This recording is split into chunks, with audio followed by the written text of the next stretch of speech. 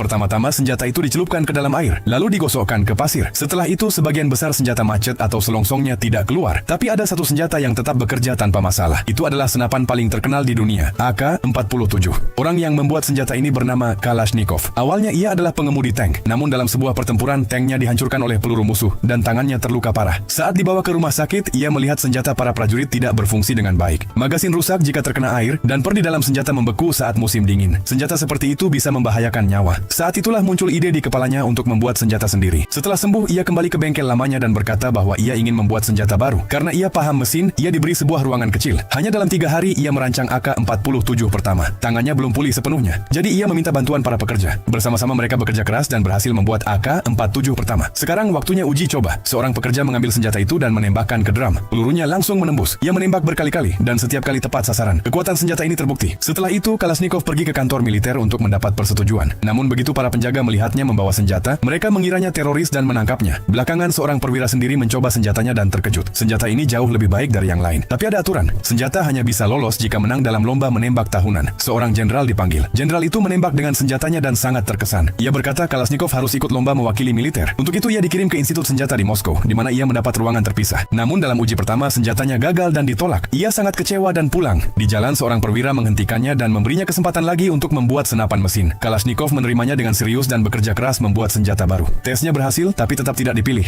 Ia merasa hancur. Saat itu berita datang bahwa Jerman menyerah. Perang berakhir. Semua orang bahagia, tapi Kalashnikov sedih. Ia merasa senjatanya tidak dibutuhkan lagi. Ia menemui perwira dan berkata ingin pulang. Perwira itu diam-diam memberinya sebuah kertas yang menyatakan bahwa pembuatan senjata masih penting. Ia pun kembali bekerja. Dari kesalahan sebelumnya ia belajar dan menciptakan senjata baru. 2 tahun kemudian AK-47 baru selesai. Untuk pertama kalinya ditembakkan ke drum dan setiap peluru tepat sasaran. Ia sangat senang. Tiba-tiba para penjaga datang. Karena melakukan uji coba tanpa izin, ia ditangkap. Tapi Kalashnikov tersenyum karena yakin pada karyanya. Ia dibawa ke hadapan jenderal. Jenderal itu juga seorang perancang senjata. Kalashnikov dengan cepat membongkar senjatanya dalam hitungan detik, semua bagian terpisah. Jenderal sangat kagum. Ia belum pernah melihat senjata yang begitu sederhana dan kuat. Jenderal itu mengizinkan AK-47 ikut kompetisi. Akhirnya lomba dimulai. Semua senjata dicelupkan ke air, lalu digulingkan di pasir. Sebagian besar senjata macet. Saat giliran AK-47 tiba, senjata itu menembak tanpa henti. Tidak ada satupun tembakan yang meleset. Kalashnikov menang dan produksi massal AK-47 dimulai. Pada tahun 1949, saat parade, ia melihat setiap prajurit membawa senjata yang ia ciptakan. Dadanya membusung dengan bangga. Walau AK-47 tidak dipakai dalam perang itu, kini lebih dari setengah negara di dunia menggunakannya. Senjata ini tidak hanya menjadi senapan paling banyak digunakan, tapi juga penyebab paling banyak kematian. Namun ingatlah, senjata tidak pernah salah. Yang salah adalah orang-orang yang menyalahgunakannya.